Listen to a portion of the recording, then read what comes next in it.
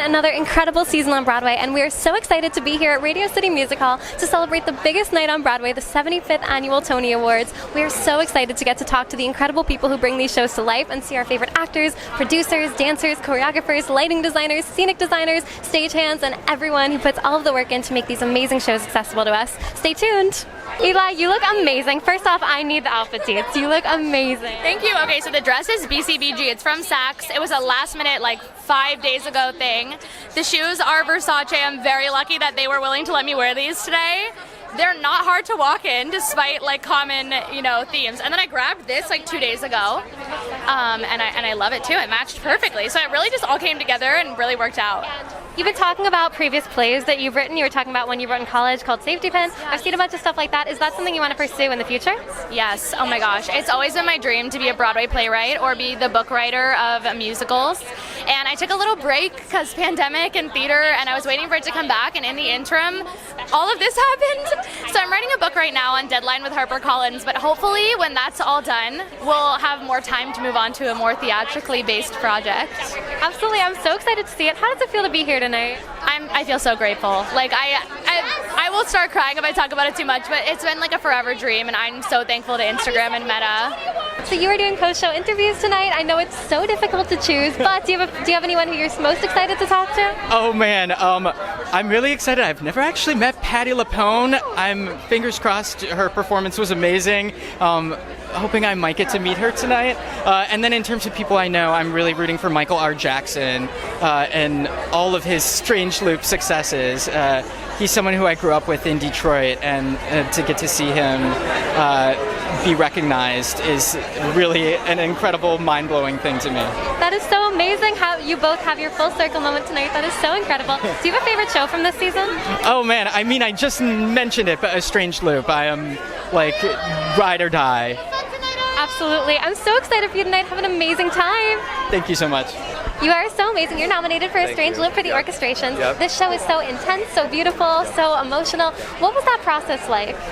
You know, the process was really cool because I truly love this show, and not in the way where like people walk down the red carpet and they're like, I love it, it was an honor. I love this show. I feel like it's a show that through its specificity of experience, through its lead character, becomes accessible to all people of all walks of life because it's such an honestly told story without compromise, and it does that with its score as well. Like the lyrics and the music are so tailored to the main character's experience and his story that to sort of pick apart Michael's writing and be like, what makes you tick? What inspired you to do that? What did you grow up listening to? What do you listen to now? What do you love? What do you hate? And then funneling that into the score has been like a real thrill. Congratulations on the nomination. Good luck tonight. Have fun. Thank you. It's been a few months since you went viral for having the smallest apartment in New York City. It is what I went viral for, yes. I love it. And this world has opened up for you right before your eyes. How is all this feeling? It feels fantastic. I'd say I moved to New York. I didn't know what was going to happen. The only thing that I don't have here is my family. I miss them a little bit. But, I'll FaceTime my mom after the show. I'll talk to her about it, so it'll be good. So you wanted to pursue an acting career, and now you're at the Tonys. What does this mean to you? It means I'm at the Tonys because they want me to make videos, so not quite an actor yet, but we're working there. What do you want people to know about the world of social media and how it can get someone to here to this point? Say that again, sorry? What do you want viewers to know about the world of social media and the influence that it can have? It is definitely a second job, and it's like hard work, but it's also a place where you can share and try throw spaghetti at the wall and see what happens. And like, it's definitely taken me a second to get used to that, but this year I think shifted a lot for us. I was just predominantly doing theater and acting before this, and so then when COVID hit, now all of a sudden like TikTok just kind of became this thing, and with my ex and I'm just like really thankful for the people we connected with, because it's like literally changed my life. Absolutely. Yeah. What are your goals for your future of your acting career? Where do you want to be? I would love to be on a single cam comedy series, and I think it'd be really fun one day to either be nominated for something at the Tonys or host the Tonys.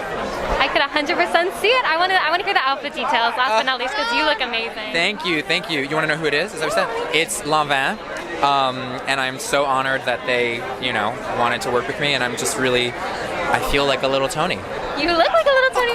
Thank you so much, Ian. Thank you. So nice to meet you. Nice to meet you too. Tell me about this amazing show and your process behind it. Woo! Big question, go. Okay, it's 1863.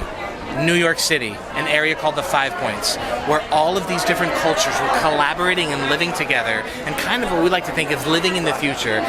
Primarily Irish American immigrants and free blacks were living together, starting families, and creating new music, new dance. And so it all takes place in the saloon where all of this was happening. And then the Civil War happens, and it ends up.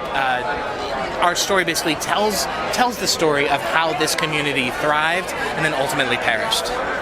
But it's an example, it is this sort of a shining moment of hope for us, because it really was a sort of, I don't know if we can say utopia, but it was an exciting moment where people were living and loving across race, and something that we think about, well, can we recapture that? We had it once in this country, and it was beautiful, witness it, and what can we do to maybe think about living our lives in a way to bring that back?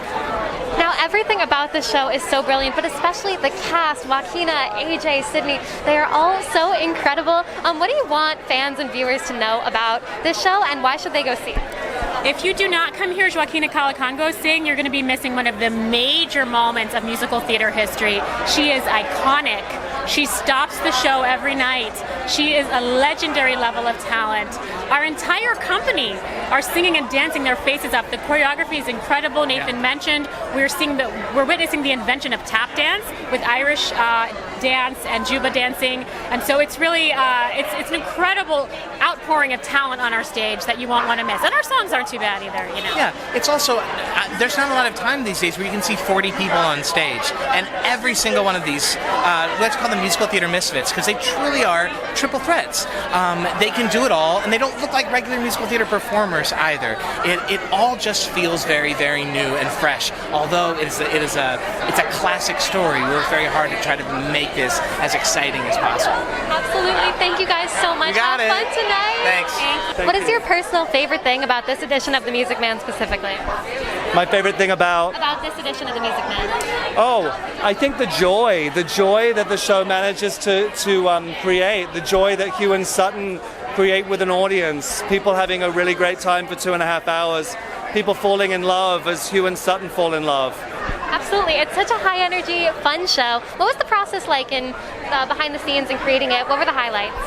I mean, it's that. The process was high energy and fun too. I think how you rehearse the show somehow gets in the DNA of it, and our rehearsals were really high energy and really fun. We were all so happy to be back that that just got in the show somehow. I can imagine. That sounds incredible. What are you most excited for about tonight, and how does it feel to be here? Oh, I'm really excited to see all of my friends, all the people that I missed, all the people I know and love. I'm excited to see all the shows I haven't yet gotten out to see. And I'm very honored and happy to be part of this community. Absolutely. Congratulations, and thank you so much. Thank you.